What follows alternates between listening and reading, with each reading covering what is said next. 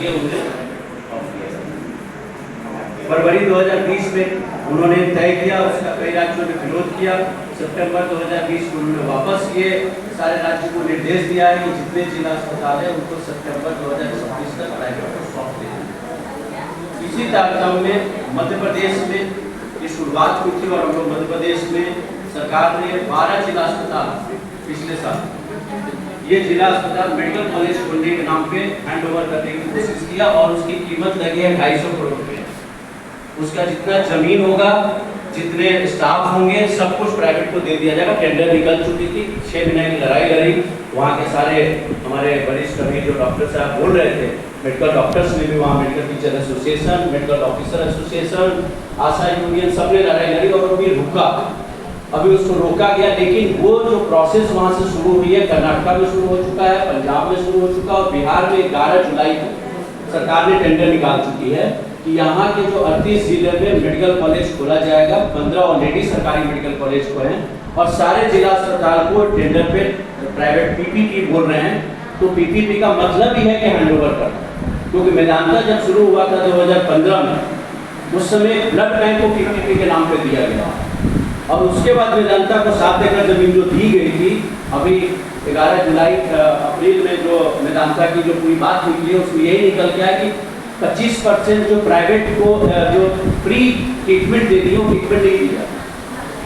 अब सरकार ने ये कह दिया कि वहाँ सरकारी जो कर्मचारी होंगे उनको सीजीएचएस रेट पे दिया जाएगा ट्रीटमेंट। तो बिहार में भी ये हैंडओवर की प्रोसेस पूरी शुरू हो गई है और मुझे लग रहा है कि बहुत महत्वपूर्ण बात है जो आपने पहले ही हाथ में लिखा कि जिला अस्पताल को ही नहीं, मध्य प्रदेश में तो सारे सामुदायिक स्वास्थ्य केंद्र 161 सामुदायिक स्वास्थ्य केंद्र को भी हैंडओवर करने के लिए टेंडर निकाल दिया गया और ये प्रोसेस पूरी जगह चल रही है। बिहार में भी शुरू हुआ है, तो मैं चाहूँगा कि उसमें भी सिटीजन फोरम इसको और आप सभी साथी उसको दें, क्योंकि जिला अस्पताल को बचाना बहुत जरूरी है। दूसरी बात, प्राइवेट नर्सिंग होम की अभी काफ़ी बात चली थी, आप सभी को पता होगा कि बिहार में एक क्लिनिकल एस्टेब्लिशमेंट एक्ट है, 2017 में बना था। 2010 में केंद्र सरकार ने निजी अस्पतालों को, निजी स्वास्थ्य सेवाओं को निगरानी करने के लिए क्लिनिकल एस्टेब्लिशमेंट एक्ट 2010 पास किया। सुप्रीम कोर्ट में हम लोगों ने 6 साल पहले पिटीशन डाली है ये सारी प्राइवेट हॉस्पिटल की निगरानी की। उसमें मामले से 3 थे। अभी भी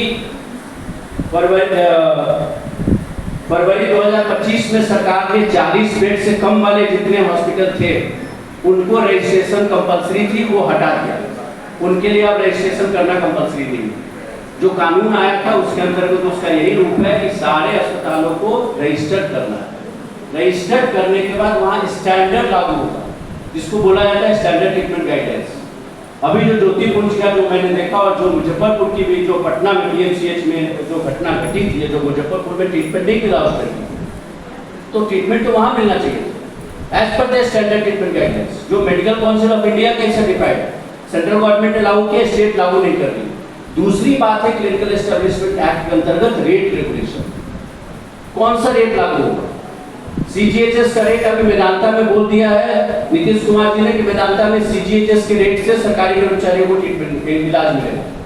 तो अब सीजीएचएस का एक रेट है, एक आयुष्मान भारत का रेट। अभी रेट रेगुलेशन ये क्लिनिकल एस्टेब्लिशमेंट एक्ट 2010 में कानून पास हुआ। गोपाल जी हमारे बीच बैठे हैं, जैसे उसकी लंबी लड़ाई करते हैं, उदयन जी को भी पता है, वो उनसे भी बात कर रहा था। ये जरूरी है कि रेट रेगुलेशन हो। जब तक निजी अस्पतालों में रेट रेगुलेट नहीं हो, हर चीज का रेट फिक्स है, ट्रेन का किराया फिक्स है, तो भाई प्राइवेट हॉस्पिटल में तो रेट फिक्स होना चाहिए। और उसमें कोविड के समय में हम लोगों के पास केसेस थे कि 16 लाख रुपए 20 लाख रुपए तक मेदांता ने ट्रीटमेंट का पैसा लिया है कोविड में। हमने मेडिकल नेग्लिजेंस की केस लगाई है। तो सुप्रीम कोर्ट में सरकार ने हलफनामा दिया है और जिसमें वो बोल रहे हैं कि हम रेट रेगुलेशन तो नहीं कर सकते। बाकी आप स्टैंडर्ड पे हम बात कर लेंगे, 1400 स्टैंडर्ड प्रोसेस है, उसको हम बात करेंगे। और जो बात स्टैंडर्ड ट्रीटमेंट की गाइडलाइंस है, स्टैंडर्ड ट्रीटमेंट गाइडलाइंस में इरेशनल प्रैक्टिस किया जाता है, टेस्ट की जरूरत नहीं है, टेस्ट किया जाता है। तो इसलिए डॉक्टर को स्टैंडर्ड ट्रीटमेंट गाइडलाइंस लागू होना मुझे लग रहा है बहुत महत्वपूर्ण पहल है। जिला अस्पताल जितने हैं उनको बचाना जरूरी है, क्योंकि मध्य प्रदेश बिहार सरकार ने शुरू कर दिया और इलेक्शन के पहले टेंडर निकालने का मतलब है कि उनको हैंडओवर करना 250 से 300 में। और तीसरी बात जो महत्वपूर्ण बात है, जो हमारे डॉक्टर साहब बोल रहे थे, मेडिकल एथिक्स। हम लोग भी मेडिकल इस पे काम करते हैं, क्लिनिकल ट्रायल्स पे काम करते हैं। सुप्रीम कोर्ट में हमने पिटीशन डाली है 2012 में।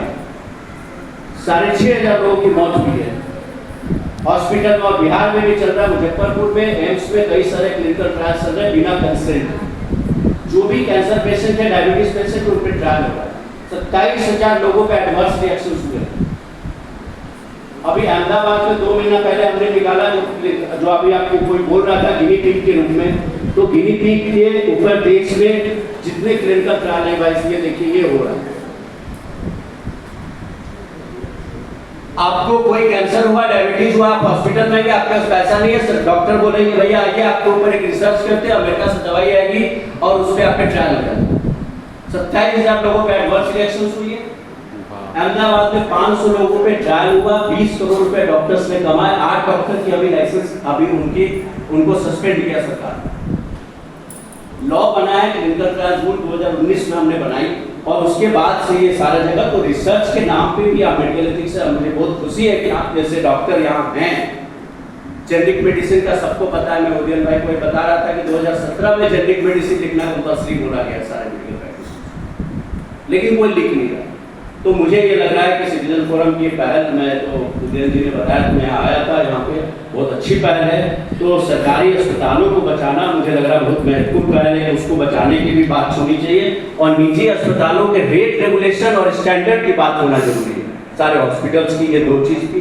काजल मिलन जी के जो भी उनके मेडिकल नेग्लिजेंस, हमारे कई सारे साथी हैं सुप्रीम कोर्ट में, उसमें कोई भी मदद अगर चाहिए, क्योंकि मेडिकल नेग्लिजेंस काफ़ी केसेस हम लोग करते हैं, तो उसमें हम लोग कोशिश करेंगे कि हम लोग उस पर लड़े, और उसमें जो भी सपोर्ट होगा हम करने को तैयार हैं। धन्यवाद।